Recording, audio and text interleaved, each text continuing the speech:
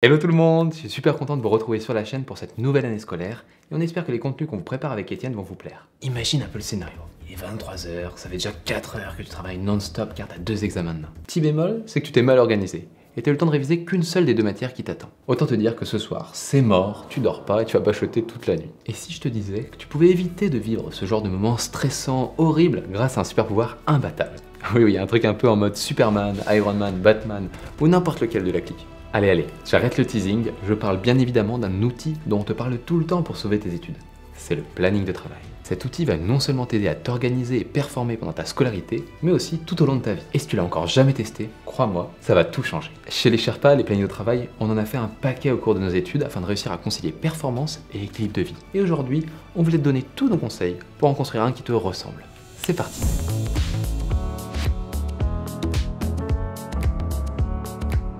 Hello et bienvenue sur les Sherpas. Si t'es nouveau ici, moi c'est William, un ancien étudiant devenu entrepreneur. Et sur les Sherpas, t'es vraiment au bon endroit pour découvrir toutes nos stratégies et nos outils pour devenir la meilleure version de toi-même. On a décidé aujourd'hui de faire une vidéo sur le planning, car chez les Sherpas, on a plein de profs particuliers. Et on a remarqué un truc assez original. Parmi les plus sollicités, beaucoup donnent des cours de méthodologie. Et ça m'a amené à la conclusion logique que beaucoup d'étudiants galéraient avec l'organisation de leur quotidien et que ça pouvait vite les décourager. Et oui, tu crois que Napoléon ou Jules César partaient à la guerre comme ça, à la fleur au fusil, tranquillou, sans plan de bataille? Bah non, détrompe-toi l'ami. Avec 44 victoires sur une cinquantaine de batailles, Napoléon était un fin stratège. Aujourd'hui cependant, on va pas t'apprendre à dominer le monde, mais plus humblement à devenir le maître de ton organisation.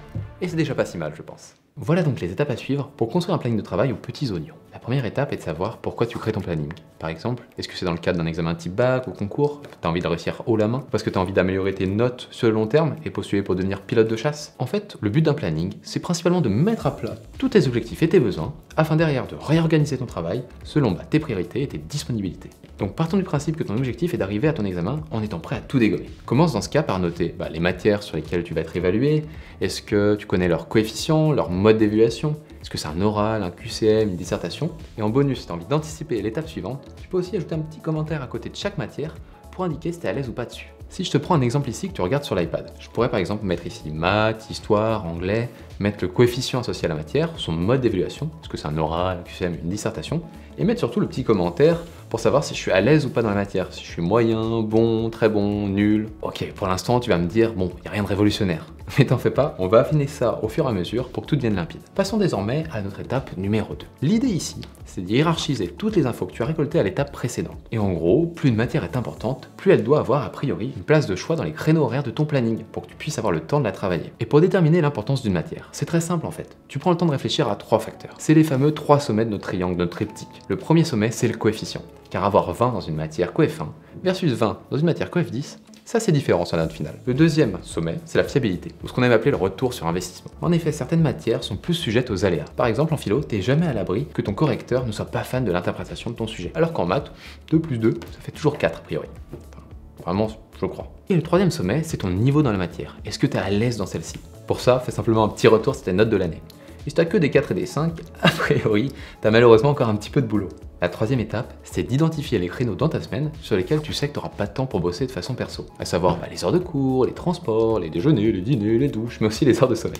Bref, tout ça c'est un avantage majeur, c'est que ça te permet d'identifier immédiatement les créneaux qu'il te reste pour travailler.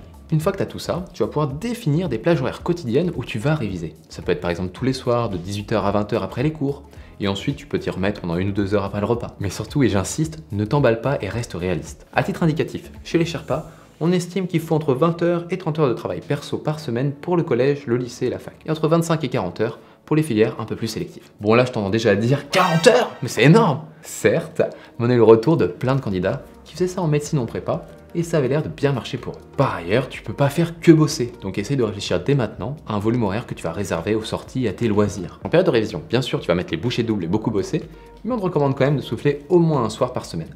Le samedi par exemple pour relâcher la pression. Soit dit en passant, évite quand même de te mettre la caisse de ta vie ce soir-là, parce que sinon tu risques de passer ton dimanche à comater dans ton lit, et c'est vraiment pas le but de ce super pouvoir. À moins que tu connaisses un super-héros qui dort tout le temps. Maintenant qu'on a mis ton orga à plat, et si t'as bien suivi tout ce que je t'ai dit, tu devrais rapidement avoir un truc qui ressemble à ça. Tadam! Perso, je préfère l'imprimer pour le mettre bien évidemment sur un mur et me souvenir de mes objectifs. Donc ce planning, tu le gardes et tu le chéris. Au passage, on se rend compte qu'il y a encore plein d'étudiants qui regardent nos vidéos sans être abonnés. Alors si tu aimes nos contenus, bah, tu sais quoi faire. Et d'ailleurs, cette vidéo dépasse les 3000 pouces bleus, on te fera alors une vidéo sur les mindsets et les techniques qui sont utilisées par les étudiants qui finissent major de promo. Maintenant qu'on a vu la base, il ne te reste plus qu'à remplir ton planning avec tes matières. Par exemple, si tu avais prévu de travailler 30 heures, tu vas donc remplir ces 30 heures avec tes différentes matières. Et vu que tu as déjà établi tes priorités et identifié les matières importantes dans l'étape 1 et 2, c'est vraiment un jeu d'enfant. Petit rappel ici, quand tu vas le faire, ton seul objectif, c'est vraiment d'investir ton temps là où il sera le plus rentable. Par exemple, en prépa, j'étais pas bon en maths et je me débrouillais plutôt bien en anglais. Donc j'accordais vraiment beaucoup plus de créneaux horaires en maths, d'autant plus qu'elles ont un fort coefficient au concours de prépa HEC et que c'est matière fiable. En ce qui te concerne, à la fin de l'opération pour toutes les matières, tu devrais pouvoir arriver à un truc de ce genre. Comme tu peux le voir à l'écran, c'est assez bourrin vu que je suis déjà à 53 heures de travail perso, en plus des heures de cours. Mais c'est vraiment pour te montrer que c'est possible si tu es bien organisé. Note aussi ici que j'ai volontairement donné des thèmes de révision à mes séances de travail par matière. Par exemple, si je prends le cas de la LV1, tu remarques que j'ai donné des séances de grammaire en LV1 et d'autres où je vais m'entraîner à l'essai. Ça me permettait vraiment de moins réfléchir au contenu de mes séances vu que j'étais au clair sur là où j'étais moins fort et comment j'allais y remédier. Donc je me disais, ok, là j'ai besoin de 4 heures de grammaire en LV1 et là j'ai plutôt besoin de X heures pour travailler l'essai. Et d'ailleurs, on sait qu'un planning peut être difficile à construire et vu qu'on avait envie d'être cool avec vous, on vous a fait l'ensemble des plannings de révision sous un format Excel pour le collège, le lycée, l'université et la prépa. Comme d'habitude, les liens sont dans la description et tu peux les télécharger gratuitement. Tu n'auras plus qu'à adapter ensuite le planning à ton organisation. Ok, maintenant tu devrais avoir un joli petit planning.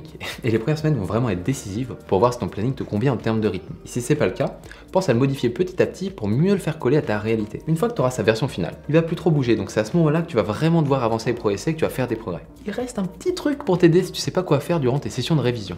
Et chez les Sherpas, on est des grands adeptes de la méthode du post-it. Pour l'utiliser, c'est très simple. Chaque soir, quand tu finis ta session de travail, tu vas noter sur ton post-it ce que tu dois faire le jour suivant. Tu vas mettre par exemple ici, finir l'exo 1 du livre de maths, page 256. En faisant ça, tu vas vraiment pouvoir prévoir au quotidien ce que tu vas faire dans les heures de travail par matière que tu as fixé le lendemain dans ton planning. Attention, c'est vraiment inutile de préparer tes créneaux 3 semaines à l'avance. Parce qu'en combinant les to-do et ton planning, tu fais vraiment au jour le jour en t'adaptant aux imprévus. Bien sûr, je préfère préciser, c'est toujours bien de définir des objectifs sur le plus long terme, par exemple au trimestre ou au semestre, afin de voir si ton organisation porte ses fruits au global. Pour ma part, j'avais l'habitude de me donner un objectif de moyenne à obtenir dans chaque matière. Par exemple, 18 en maths, 15 en histoire, 14 en anglais. Et je voyais après si mon organisation au quotidien avec mes to-do et mon planning me permettait d'aller vers cet objectif ou s'il fallait que je revoie un petit peu mon organisation. Voilà, tu connais désormais toutes nos astuces pour créer un planning qui te ressemble et qui t'aidera à bien organiser tes semaines de travail. Si tu as envie d'aller plus loin, comme d'habitude, tu peux faire un tour sur notre blog, on te donne plein de conseils pour bien commencer cette année scolaire.